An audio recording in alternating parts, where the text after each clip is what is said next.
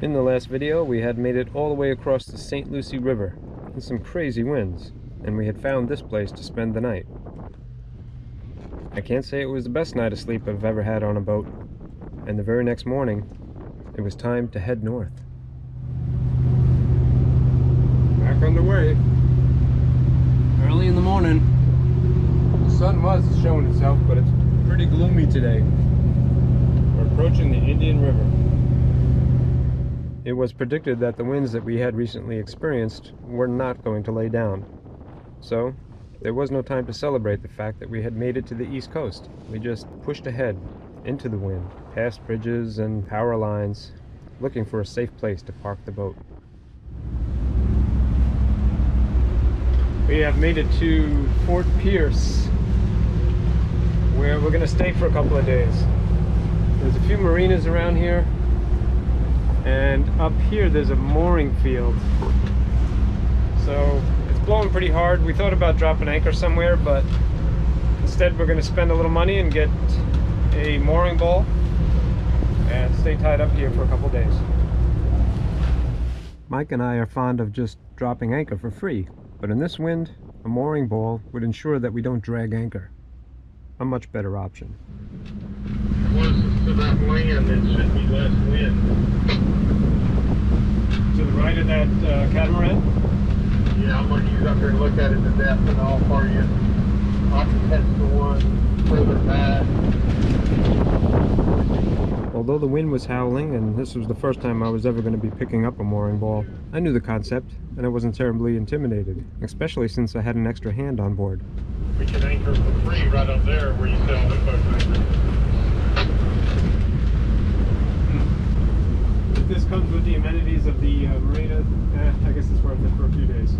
Yep, I agree. You go to land there, if you know, whatever, I don't know. Yeah, the thing is deep enough, it's 7 foot.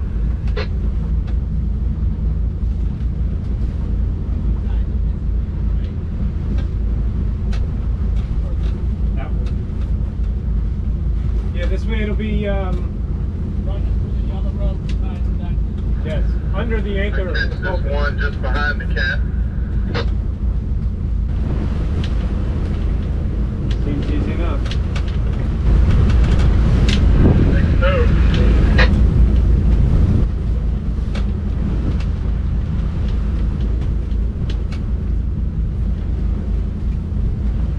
They said them kind of close to each other, right? Yeah, they are. They don't have like a ton of room here, it looks like.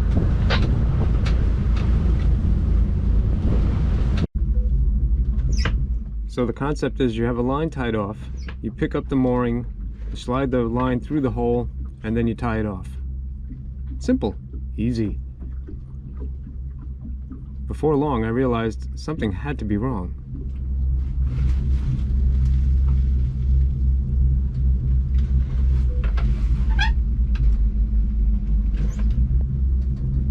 Talk to me. The surrounding water was very shallow, and the wind was pretty strong. And I wanted to get away from this wheel. So, falsely, I started putting a little bit of blame on D'Artagnan. I say falsely because it really wasn't his fault.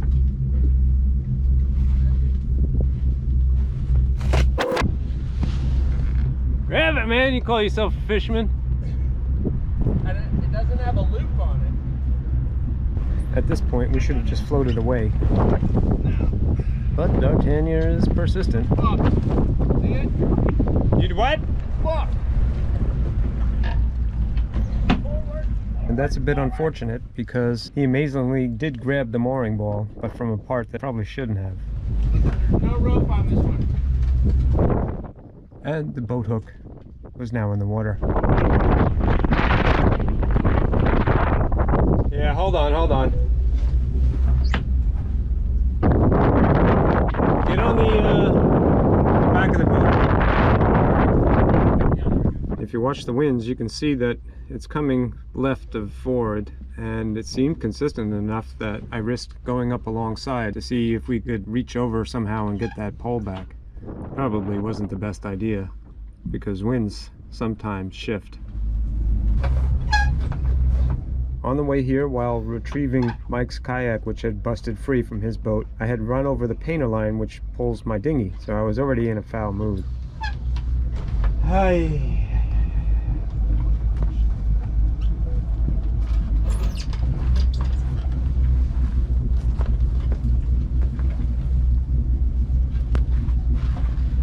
Trying to make sure I don't run over that line again. And sure enough, the wind shifted pretty hard, now coming from starboard, and pushed me right up against the mooring ball. And there was really nothing I could do except watch it slide towards the back, where the propeller and the rudders were. You're aggravated. At least I knew not to put it in gear and really screw things up. I'm gonna run that bitch over. Pull forward.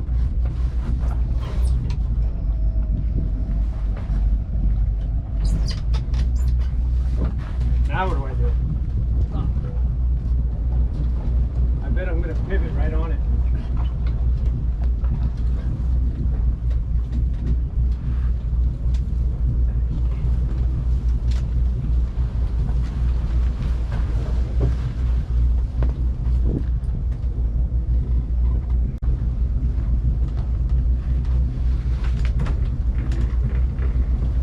We're good.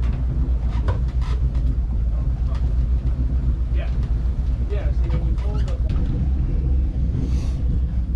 I do think my propeller is caught around that thing. It's gonna be trouble. I sat still and quiet, knowing that sometimes doing nothing is the best thing. Can you bump forward a little bit? I don't dare do that if the propeller is around it.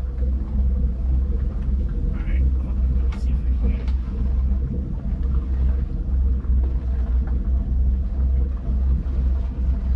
D'Artagnan didn't seem like he was gonna give up, so it was time for me to intervene.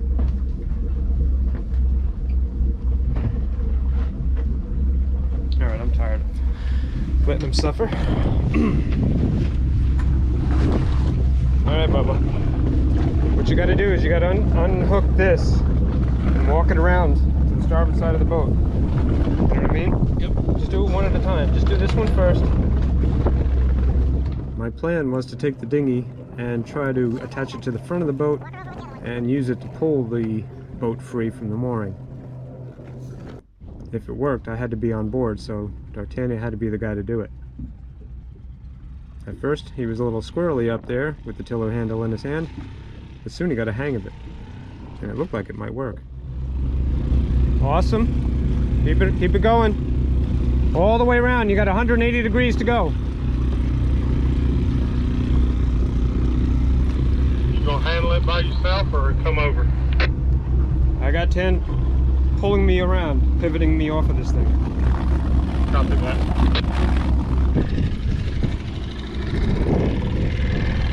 Hey, I'm free. Go away, let go. I had told my first mate that should we break free, that he should let go immediately. Yeah, he did it. In this particular scenario, both of us observed a rule that is very, very important, and that is not to panic. Nice. You just wait for it, and there it is. All right, we'll pick a different ball.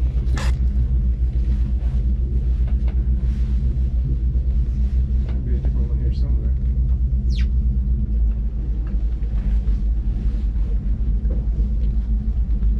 All right, we're free. We're gonna come in behind you.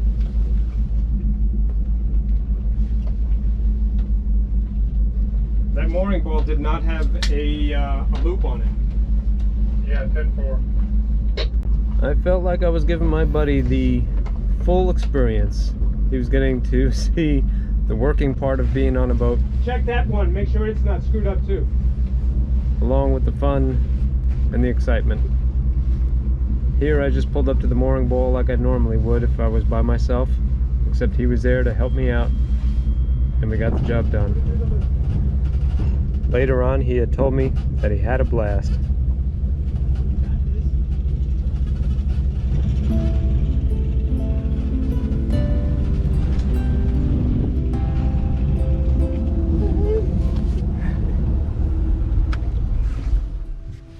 That's some cool shit. Mm-hmm. not what you were thinking all the time. No, he thought it was cool. There's Good Times tied up, and I'm made up to the mooring ball. Fantastic.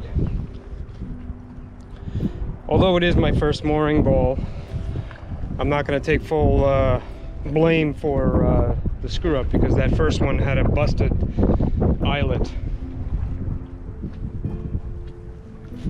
Like Han Solo said, it's not my fault.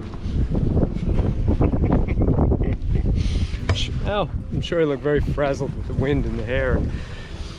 All right. Well, I got to ride the water bowl. yeah, you did.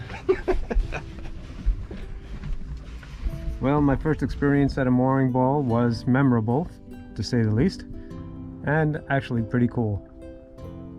We spent quite a little while here. Wound up getting provisions and fuel. We had all gone out to eat, and then I said goodbye to D'Artagnan, and Mike and I would then move on. Next stop, Vero Beach, and then north. That would be the general direction for a long time now. Hope to see you guys along for the next part of this adventure.